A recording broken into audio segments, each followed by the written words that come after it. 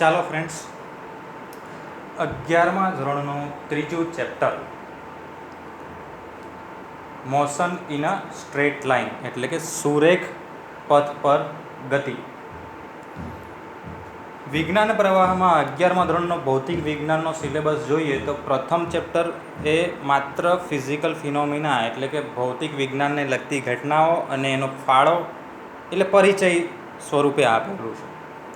અને બીજું ચેપ્ટર આપણે વિજ્ઞાન પ્રવાહમાં આવ્યા એટલે પ્રયોગો કરવાના છે, ને પ્રયોગો દરમિયાન બધી માપન કરશું તો માપન દરમિયાન કઈ ચોક્કસતા રાખવાની, ત્રુટિ કયા પ્રકારની ઉત્પન્ન થશે વગેરે વગેરે વાતોથી અને બીજી ભૌતિક રાશિઓ સાથેના પરિચય સાથે આપણે પૂર્ણ કરેલું. એટલે એક રીતે જોવા જઈએ તો મેઇન જે ભૌતિક વિજ્ઞાનનો કન્સેપ્ટ છે અથવા તો શું કહેવાય કે ફિઝિક્સનો જે મેઇન પાર્ટ કહેવાય એ હજુ સુધી આપણે ચાલુ કર્યો નથી. સો ત્રીજા ચેપ્ટરથી ભૌતિક વિજ્ઞાનનો મૂળ ભાગ ચાલુ થાય છે. એટલે અહીંયાથી દરેક યુનિટ જ્યાં સુધી તમે 12મું ફિનિશ ના કરો ત્યાં સુધીનું દરેક યુનિટ એકબીજાની ઉપર કોઈક ને કોઈક રીતે આધાર રાખે છે. એટલે કોઈ એક લેક્ચર પણ મિસ થયો કે કોઈ એક થિયરી પણ મિસ થઈને તો આપણને આગળ ક્યાંક ને ક્યાંક તો તકલીફ પડશે જ.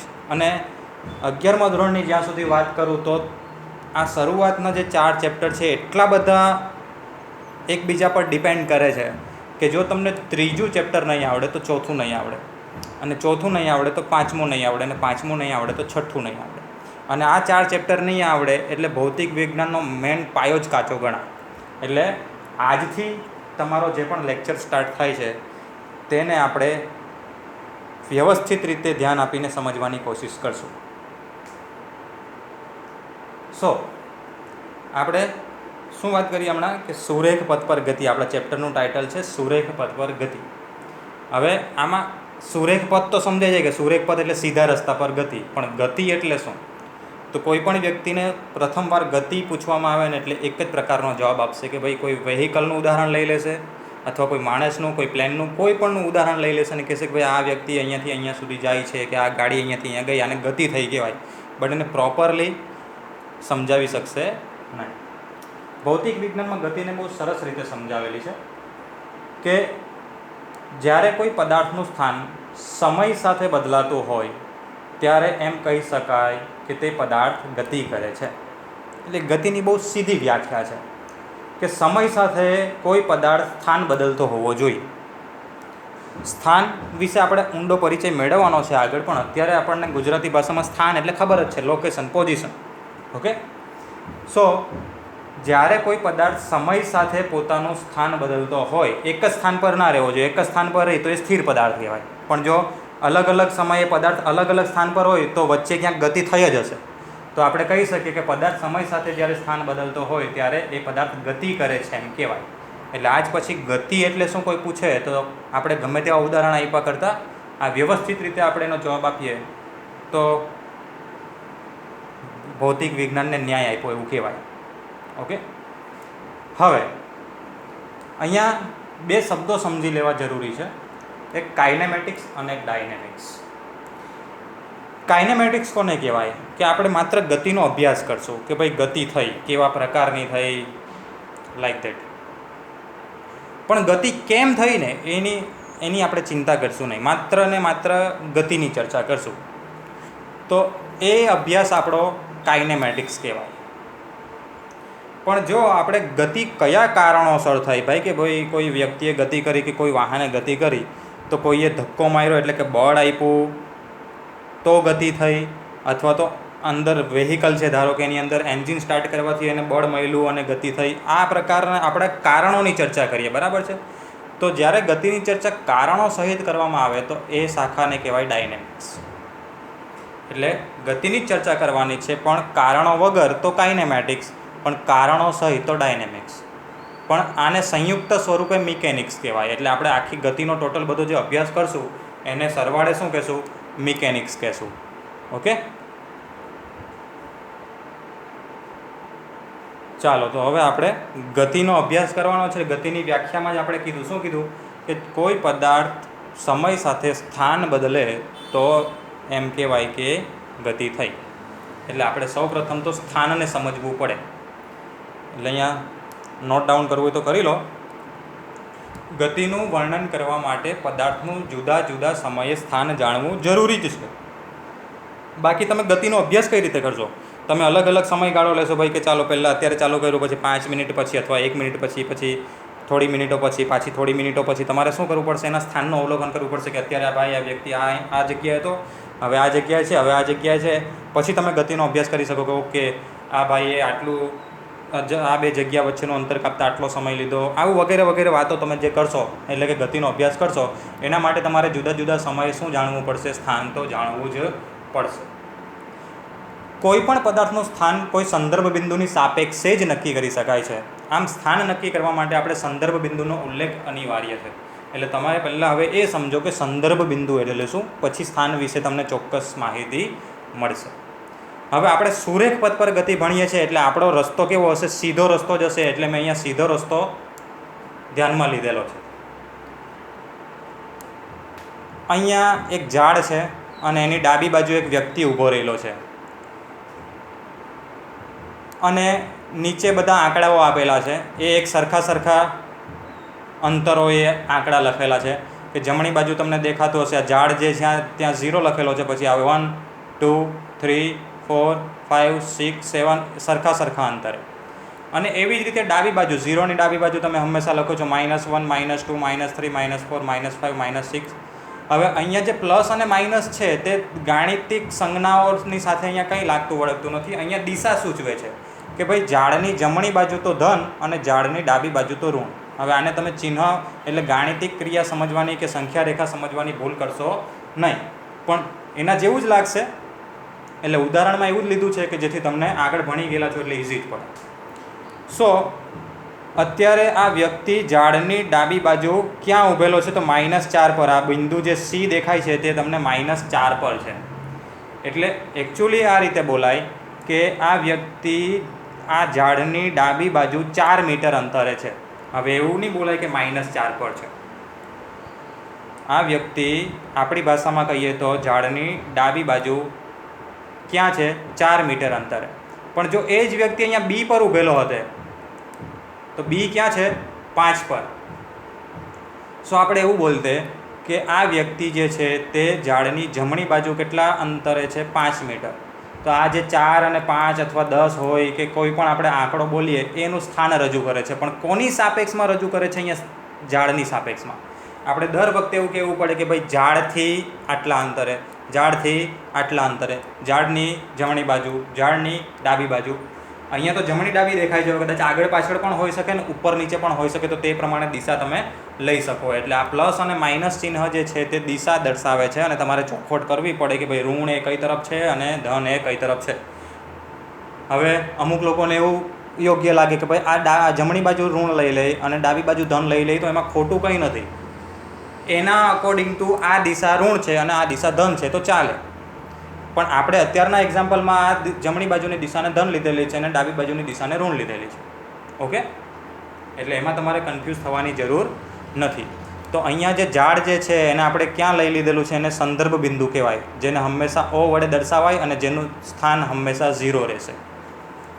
ઓકે, એટલે સંદર્ભ બિંદુ એટલે કે કોની સાપેક્ષમાં તમે વાત કરો છો, ક્યાંથી ભાઈ કે આનાથી આટલી બાજુ, એને આપણે સંદર્ભ બિંદુ કહીએ છીએ. જેમ કે આ કેસમાં ઝાડ એ સંદર્ભ બિંદુ છે. હવે આની જગ્યાએ જો સંદર્ભ બિંદુ હું બી પર લેતે ને તો સિચ્યુએશન બધી બદલાઈ હતી. કે ધારો કે આ સંદર્ભ બિંદુ છે તો એનો મીનિંગ એવો થાય કે આ 0 થઈ ગયું તમારું. હવે આની સાપેક્ષમાં અંતર માપો છો તમે, તો આની સાપેક્ષમાં ઝાડ ડાબી બાજુ છે કેટલા મીટર દૂર છે? 5 મીટર દૂર છે. અને પેલો વ્યક્તિ કેટલા મીટર દૂર છે? 9 મીટર દૂર. તો બી ની સાપેક્ષમાં જો આપણે કોને સંદર્ભ બિંદુ લઈએ? બી ને, તો ઝાડ ડાબી બાજુ 5 મીટરે થાય અને પેલો વ્યક્તિ 9 મીટર ડાબી બાજુએ થાય અને બિંદુ એ 1 2 3 4 અને 5 મીટર જમણી બાજુ થાય. ઓકે, એટલે સંદર્ભ બિંદુનો ઉલ્લેખ આપણે જરૂરી જ બને કે આપણે કોની સાપેક્ષમાં વાત કરીએ છીએ. હવે આ સમજવા માટે એક એક્ઝામ્પલ લઈએ તો તમને એક્ઝેક્ટલી આઈડિયા આવી જાય. અહીંયા શાળા છે, સ્કૂલ, અને અહીંયા એક દુકાન છે, શોપ. એની વચ્ચે 5 મિત્રો રહે છે જેમના નામ એક સરખા જેવા જ રાખેલા છે, પણ તમે એના કરતાં બેટર રહેશે કે આને A કહો, આને B કહો, C કહો, D કહો અને આને E. ઓકે, તો આ વ્યક્તિ A B C D E. શાળાએ પહોંચવું છે. આ કોઈ વ્યક્તિને એકચ્યુઅલી અત્યારે જોવા જઈએ તો માત્ર અંતર ખબર પડે છે કે મારે કેટલું ચાલવાનું, પણ એ લોકોને એવું ખબર નથી કે કઈ બાજુ શાળા આવી છે. 5 કોન્ફરન્સ કોલ ટેલિફોનિંગ કરે છે એકબીજાને, અને આમાંથી આ સી ને ખબર છે કે શાળા કઈ બાજુ છે અને કેટલા અંતરે છે. તો અહીંયાથી તમે જોશો તો 100, 200 અને 300 બરાબર છે. તો આ સી વ્યક્તિ કહેશે કે શાળા 300 મીટર દૂર છે. શાળા કેટલા મીટર દૂર છે? 300 મીટર દૂર છે. તો આ બધા જે વ્યક્તિઓ છે એને કશું ખબર જ નથી કે ભાઈ હું ક્યાં છું અને શાળા કઈ બાજુ છે. તો જો આ 300 મીટર જાય તો કઈ બાજુ જાય એ કન્ફ્યુઝન થાય કે જમણી બાજુ જવાનું કે ડાબી બાજુ જવાનું.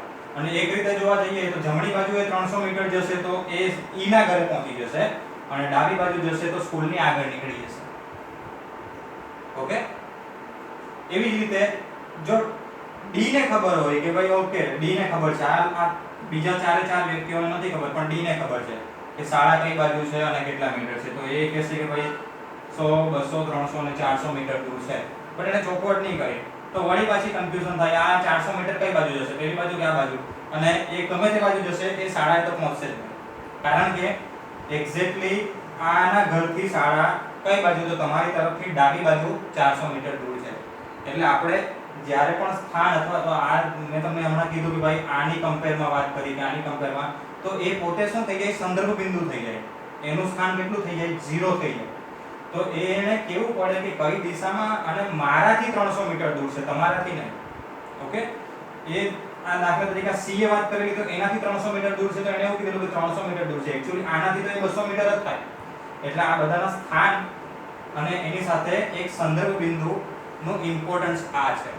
ઓકે, એટલે એકવાર આપણે સંદર્ભ બિંદુ નક્કી કરી લઈએ, જેમ કે આગળના એક્ઝામ્પલમાં કરી લીધેલું, પછી આપણે બધાનું ચોક્કસતાથી સ્થાન નક્કી કરી શકીએ. જેમ કે 0 નક્કી થઈ ગયું તો હવે 0 ની આ બાજુ 1 મીટરે 1 લખી દઈએ, 2 મીટરે 2 લખી દઈએ, 3 મીટરે 3 લખી દઈએ.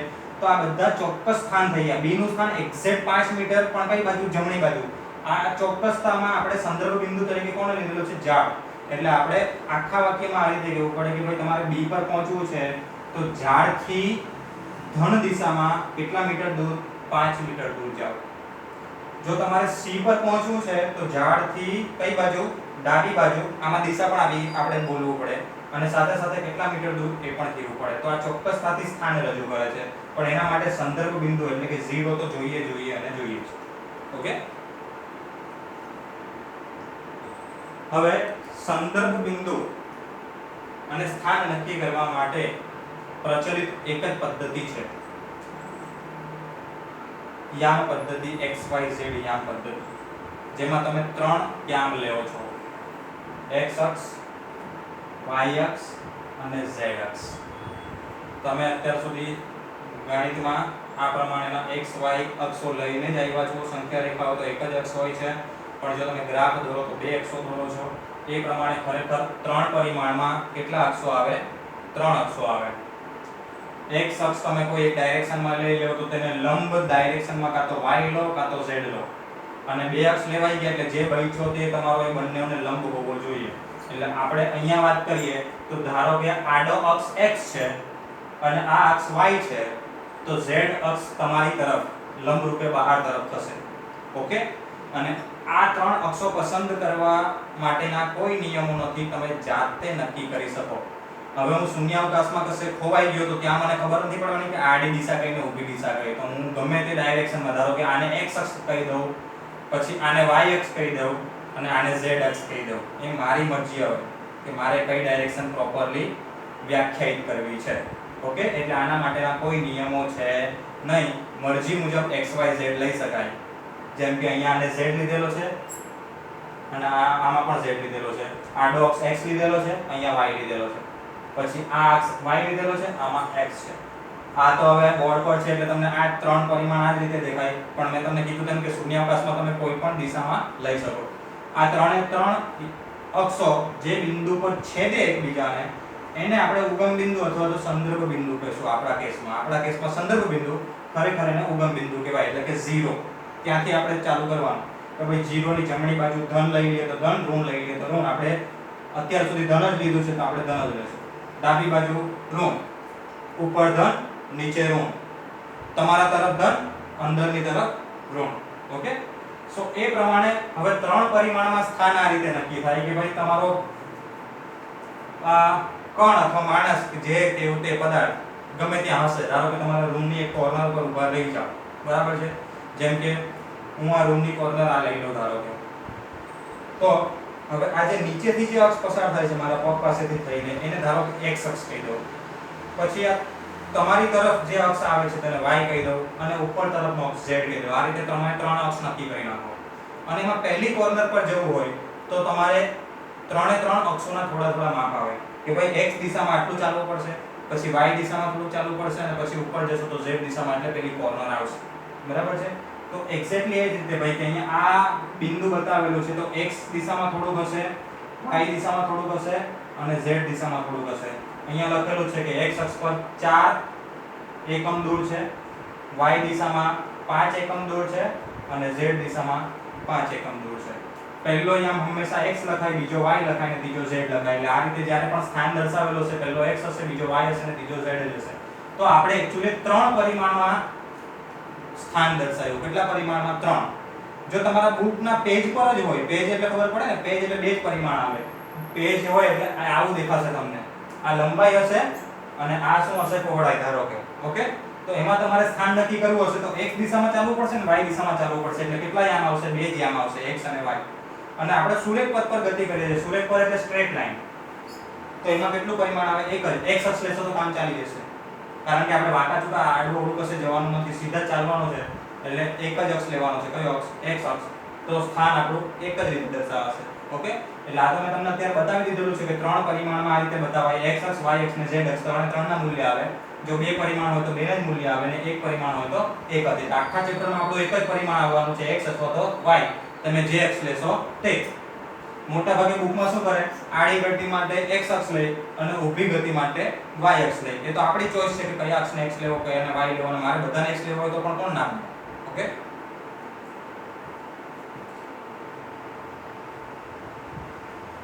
નેક્સ્ટ ટોપિક, અંતર અને સ્થાનાંતર, ડિસ્ટન્સ એન્ડ ડિસ્પ્લેસમેન્ટ. અંતરને શું કહેવાય છે? પથ લંબાઈ. હવે આના નામમાં જ આની વ્યાખ્યા છે, પથ લંબાઈ. પથ એટલે શું? રસ્તો, માર્ગ. તો માર્ગની લંબાઈને પથ લંબાઈ કહેવાય. એટલે તમે જે રસ્તે ચાલીને તમે જ્યાં જતા હોય ત્યાં પહોંચો એ આખા રસ્તાની લંબાઈ જે કરીને એને પથ લંબાઈ કહેવાય. ઓકે, અથવા તો એને બીજા શબ્દોમાં આપણે અંતર કહેશું. પદાર્થ જે માર્ગે ગતિ કરે એ માર્ગની લંબાઈને અંતર અથવા તો પથ લંબાઈ કહે છે. એકમ શું આવશે? અંતર છે અથવા લંબાઈ છે એટલે એનો એકમ આવે મીટર અને પારિમાણિક સૂત્ર આવે L1. તો આ તમારે નોટ કરી લેવાનું જાતે. એટલે ડિસ્ટન્સ એટલે અંતર અથવા તો પથ લંબાઈ, માર્ગની કુલ લંબાઈ. પછી ડિસ્પ્લેસમેન્ટ એટલે કે સ્થાનાંતર. પદાર્થના સ્થાનમાં થતા ફેરફારને સ્થાનાંતર કહેવાય. કોને સ્થાનાંતર કહેવાય? સ્થાનમાં જે ફેરફાર થયો તેમ. તમે વાંકા ચૂકા વળીને ગમે તે રીતે પહોંચ્યા હોય પણ તમારું પ્રારંભિક સ્થાન આ હતું અને અંતિમ સ્થાન પેલું છે, તો એ જે સ્થાનમાં ફેરફાર કર્યો તમે એને શું કહેવાય? સ્થાનાંતર. જેનું સૂત્ર આવશે અંતિમ સ્થાનમાંથી પ્રારંભિક સ્થાનને બાદ કરી દેવાનું. તમારું અંતિમ સ્થાન જે પણ હોય એમાંથી પ્રારંભિક સ્થાન બાદ કરો, એને સૂત્ર મુજબ લખવું હોય તો સ્થાનમાં થતો ફેરફાર એટલે ડેલ્ટા x. અંતિમ સ્થાન x, પ્રારંભિક સ્થાન x0 એટલે કે શરૂઆતનું છે એટલે x0 લખેલું છે. આને x2 કહેવું તો આને x1. એ તો તમે સિમ્બોલ તમારી રીતે આપી શકો. આને x ડેશ કહેવું તો આ x, વોટએવર. એ તમારે નક્કી કરવાનું કે અંતિમ સ્થાનને કઈ રીતે દર્શાવવું છે? પ્રારંભિક સ્થાનને. પણ એનું સૂત્ર થશે ડેલ્ટા x એટલે અંતિમ સ્થાનમાંથી પ્રારંભિક સ્થાનને બાદ કરવાનું. આ પણ એક પ્રકારનું અંતર જ છે. સ્થાનમાં થતો ફેરફાર. સ્થાન પણ મીટરમાં જ માપીએ અથવા કિલોમીટરમાં, તો એનો SI એકમ પણ મીટર આવશે અને પારિમાણિક સૂત્ર L1 આવશે. ઓકે, એટલે બંનેનો એકમ સરખો, પારિમાણિક સૂત્ર સરખો, પણ બંને ભૌતિક રાશિ અલગ છે. કઈ રીતે અલગ છે ને તે સમજવા માટે એક આકૃતિ લઈએ. કોઈ વ્યક્તિ આ રીતે ગતિ કરીને અહીંયા સુધી પહોંચે. હવે તમારે તમારા મિત્રના ઘરે પણ જવું હોય તો તમારો મોટા ભાગના કેસમાં એવું જ બનશે કે મિત્રનું ઘર સીધી રેખામાં નહીં આવે. તમારે ક્યાંક ને ક્યાંકથી વળાંક લઈને જવું પડશે. એટલે મ્યુનિસિપાલિટી કે આપણા માટે બધાના માટે વિચારીને એવા સ્ટ્રેટ રસ્તા નથી બનાવતી. ઓકે, સો તમે કોઈ એક વ્યક્તિના ઘરેથી બીજા વ્યક્તિના ઘરે જાઓ છો આ માર્ગ, તો આ જે માર્ગની લંબાઈ જે છે તેને શું કહેવાય? પથ લંબાઈ અથવા તો અંતર કહેવાય. એટલે આટલું અંતર કાપવું પડે તમારે. પણ સ્થાનમાં કેટલો ફેરફાર થયો? તો અહીંયા હતા અને હવે અહીંયા જ પહોંચ્યા છો તમે. એટલે સ્થાનાંતર માત્ર આટલું જ થયું. ઓકે? અથવા તો આ માર્ગ આવો વાંકો ચૂકો હતો અને અહીંયા પહોંચતા આપણે, તો સ્થાનાંતર કેટલું? ખાલી આટલું જ. કારણ કે તમે અહીંયા હતા અને છેલ્લે અહીંયા જ પહોંચ્યા, તો આટલું જ સ્થાનાંતર કર્યું. ઓકે? સો સ્થાનાંતર અને અંતર વચ્ચે તમને આકૃતિથી આઈડિયા આવશે કે અંતર એટલે જેટલું ચાલ્યા હોય તે બધું, અને સ્થાનાંતર એટલે સ્થાનમાં થતો ફેરફાર, સીધો રસ્તો, શોર્ટકટ રહે. સ્થાનાંતર એટલે હંમેશા શોર્ટકટ. બે બિંદુ હોય તો ત્યાંથી સીધી લાઈન દોરી દેવી, એ તમને શેનું મૂલ્ય આપશે? સ્થાનાંતર. હવે એક બીજી વાત પણ અહીંયા કહી દઉં કે અંતર, તો અંતર એટલે કેટલું કાપ્યું તે જરૂરી છે. કઈ દિશામાં એ કોઈ પૂછતું નથી ભાઈ, કે તમને કોઈ પૂછે કે ભાઈ કેટલું ચાલ્યા, કઈ દિશામાં ચાલ્યા એવું કોઈ નહીં પૂછે. એટલે અંતરમાં જોવા જઈએ તો માત્ર એનું મૂલ્ય જ કહેવાનું હોય કે ભાઈ આટલું ચાલ્યા, આટલું દોડ્યા, આટલા કિલોમીટર, આટલા મીટર, આવા આન્સર આવે. બરાબર છે? પણ સ્થાનાંતરમાં એવું નથી. તમે સ્થાનાંતર કર્યું, ઓકે, કેટલું કર્યું? તો આટલું. પણ સાથે સાથે કઈ દિશામાં કર્યું? તમે સ્થાનાંતરિત થાવ છો તો કઈ દિશામાં થાવ છો? ધારો કે A થી B તરફ જાવ ને તો સ્થાનાંતર મેં કર્યું B દિશામાં, B ની દિશામાં. અને જો હું અહીંયાથી આ બાજુ જાઉં તો સ્થાનાંતર કર્યું મેં આ તરફ. એટલે સ્થાનાંતરમાં સાથે સાથે કેટલું એ તો કેવું જ પડશે, પણ સાથે કઈ દિશામાં એ પણ કેવું પડશે. તો આને અનુલક્ષીને ભૌતિક વિજ્ઞાનમાં બે પ્રકારની રાશિ આવે, અદિશ અને સદિશ, જેનો ડિટેલમાં અભ્યાસ આપણે આગળ કરશું. પણ અદિશ એટલે માત્ર મૂલ્ય હોય, એને દિશા જાણવાની કોઈ દિશા હોય જ નહીં. જ્યારે સદિશ રાશિ મૂલ્ય પણ હોય, સાથે સાથે દિશા પણ હોય. જેમ કે બળ કઈ દિશામાં લાગે છે, ઓકે, પણ તમારું દળ કેટલું, પછી કઈ દિશામાં છે એવું નહીં પૂછે. સમજો છો?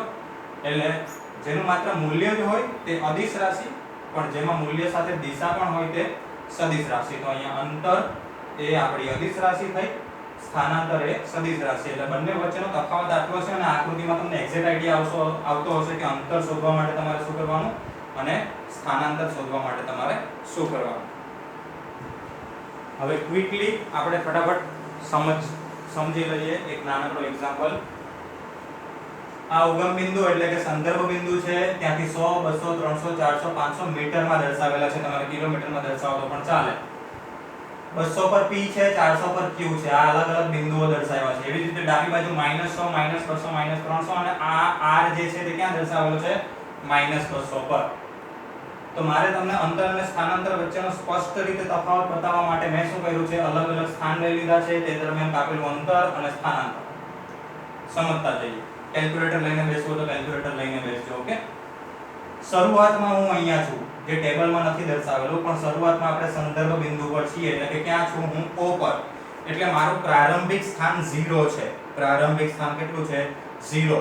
આ આખું ટેબલ બનાવતી વખતે મગજમાં ફિટ રાખો કે મારું પ્રારંભિક સ્થાન છે 0. હું શું કરીશ? શરૂઆતમાં આ બાજુ ગતિ કરીને જઈશ. O થી P પર જઈશ, P થી Q પર જઈશ. કામ પતાવીને પાછો P પર આવીશ, પાછો O પર આવીશ અને છેલ્લે R પર જઈશ. ઓકે? એટલે આ તમને સિચ્યુએશન બતાવી દીધી કે હું કઈ બાજુ ગતિ કરીને ક્યાં જઈશ. અલગ અલગ સમયે અલગ અલગ સ્થાન લખતો જઈશ. એ દરમિયાન અંતર કેટલું કાપ્યું તે તમારે કહેવાનું અને સ્થાનાંતર કેટલું કર્યું તે પણ તમારે કહેવાનું. ઓકે? તો સ્ટાર્ટિંગમાં O પર છું, હજુ ગતિ ચાલુ કરી નથી. મારું પ્રારંભિક સ્થાન કયું? 0. ઓલવેઝ 0 જ રહેવાનું છે. પ્રારંભ તો આપણે અત્યારે કર્યો છે. બરાબર? હવે હું P પર પહોંચ્યો તો 100 અને 100 ટોટલ કેટલો ચાલ્યો? 200 મીટર ચાલ્યો. આમાં 100 મીટર અને આમાં 100 મીટર, એટલે ટોટલ કેટલા મીટર ચાલ્યો હું? 200 મીટર. એટલે અંતર કાપ્યું 200 અને હું ક્યાં પહોંચી ગયો? P પર પહોંચી ગયો, જેનું સ્થાન છે +200. આ P ની બાજુમાં જે દર્શાવેલું છે તે સ્થાન દર્શાવે છે. ઓકે? કોની સાપેક્ષમાં? ઉગમ બિંદુની સાપેક્ષમાં. જોઈ લો, પ્લસ એટલે આ દિશામાં અને 200 એટલે ક્યાં તે. અંતર કેટલું કાપ્યું? 200. સ્થાનમાં થતો ફેરફાર કેલ્ક્યુલેટર વાપરો. અંતિમ સ્થાન મારું કેટલું આવ્યું? 200. પ્રારંભિક સ્થાન હતું 0. 200 માંથી 0 જાય તો 200. ચાલો હવે P થી આગળ વધીને Q પર જાઓ. શરૂઆત અહીંયાથી કરેલી છે. અહીંયા સુધી પહોંચેલો 200 તો કાપી લીધેલા. હવે અહીંયા સુધી પહોંચ્યો એટલે બીજા 200 કાપ્યા. એટલે કેટલા કાપ્યા ટોટલ? 400 મીટર અંતર કાપ્યું મેં. એટલે અંતરમાં લખી દેવાનું આપણે 400 મીટર. ક્યાં પહોંચી ગયો? Q પર. એનું સ્થાન છે +400. બરાબર?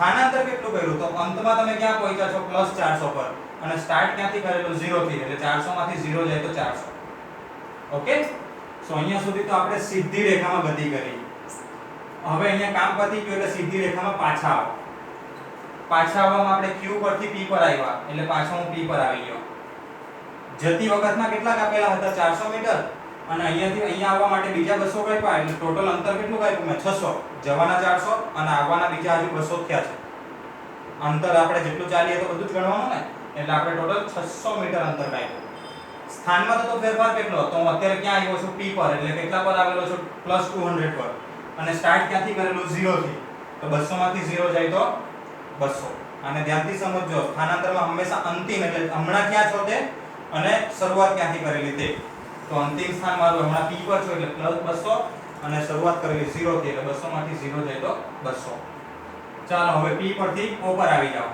એટલે જ્યાં હતા ત્યાં જ આવી ગયા જવાના 400 આવવાના 400 ટોટલ કેટલા 800 એટલે અંતર કાપ્યું છે 800 હું અત્યારે ક્યાં આવી ગયો O પર આવી ગયો જેનું સ્થાન છે 0 સ્થાનાંતર કેટલું તો હમણાં હું 0 પર છું પહેલા પણ 0 હતો 0 માંથી 0 જાય તો 0 એટલે સ્થાનમાં કોઈ ફેરફાર નથી થયો સ્થાનાંતર 0 મારું અને હવે હું ડાબી બાજુ જાઉં છું R પર પાછો કેટલું ચાલવું પડશે મારે 200 મીટર દૂર છે જોજો આ તો દિશા દર્શાવે છે માત્ર એમાં ભૂલ નહીં કરતા કેટલો દૂર છે 200 મીટર એટલે અહીંયા સુધી કેટલા ચાલેલા 800 ચાલેલા બીજા 200 ચાલો એટલે ટોટલ કેટલા થાય 1000 એટલે અંતર કેટલું કાપ્યું તો અહીંયાથી આમ 400 + 400 800 અને 200 ટોટલ 1000 મીટર અંતર કાપ્યું ક્યાં પહોંચ્યો છું R પર જેનું સ્થાન શું છે -200 જે 200 એટલે દૂરી દર્શાવે છે અને માઈનસ ચિહ્ન કઈ બાજુ છો તે દર્શાવે છે ચાલો હવે અંતિમ સ્થાન કયું આવ્યું -200 અને સ્ટાર્ટ ક્યાંથી કરેલું 0 થી તો -200 માંથી 0 બાદ કરો તો -200 ઓકે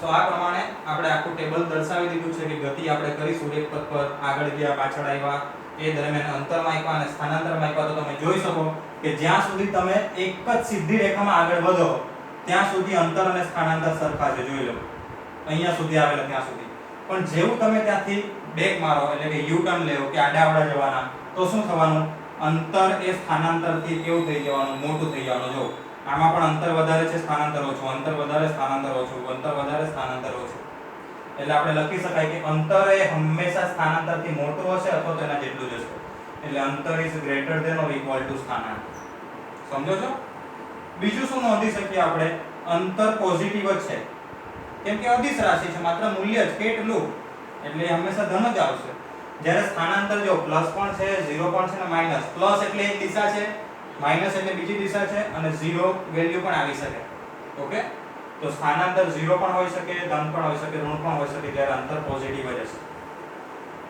ક્લિયર સો આ એક્ઝામ્પલ થી તમને અંતર અને સ્થાનાંતર વચ્ચેનો તફાવત સમજવામાં વધારે ઉપયોગિતા નીવડશે આ એક્ઝામ્પલ એવો છે તો એનું આપણે જે રિઝલ્ટ હમણાં જે પરિણામોની વાત કરી એ જરા ધ્યાન પર રાખજો ક્યારે અંતર અને સ્થાનાંતર સરખા આવે અને પછી ક્યારથી સ્થાનાંતર ઘટવા લાગે જેવા વળાંક વાળો અથવા તો વાંકા ચૂકા જાવ તો તમારું બદલાય જેમ કે આપણે આકૃતિમાં પણ આ જોઈ ગયેલા હતા કે જો અહીંયા વાંકા ચૂકા માર્ગે ગતિ કરીએ છીએ તો ઓબ્વિયસલી અંતર વધારે હોવાનું અને સ્થાનાંતર તો સીધું શોર્ટકટ જ છે એટલે ઓછું જ હોવાનું એટલે જ્યાં સુધી તમે સીધા રેખા પર ગતિ કરો ત્યાં સુધી બંને સરખા રહે પણ જેવા તમે ટર્ન લેશો કે વાંકા પડશો એટલે અંતર વધી જશે અને સ્થાનાંતર તમારું ઓછું થઈ જશે ઓલરાઈટ તો આજના માટે પહેલા લેક્ચર પૂરતું આટલું ઇનફ છે લેક્ચર્સને વારંવાર જોવો જેથી તમારું શું કહેવાય કન્ટેન્ટ પાકું થઈ જાય આના વગર આ ચેપ્ટર આગળ નહીં ચાલે આજે સ્થાન વિશે અંતર વિશે અને સ્થાનાંતર વિશે અભ્યાસ કર્યો હવે નેક્સ્ટ ટાઈમ આપણે બીજી ભૌતિક રાશિઓ તરફ વધવાનું છે